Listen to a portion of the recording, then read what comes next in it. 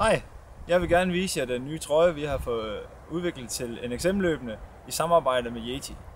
Yeti har et produkt, der hedder Moveskin, og det er et strækbart materiale, som kan bruges til løb og al adventure sport.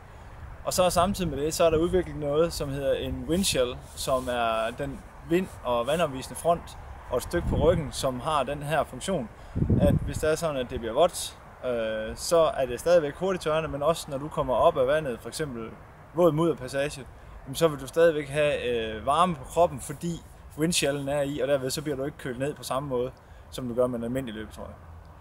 Trøjen er udstyret med foam holes til fingrene her. Der er på ryggen nogle lommer til energibars og så videre, og de sidder under rygsækken, således at du har mulighed for at nå dem under alle forhold.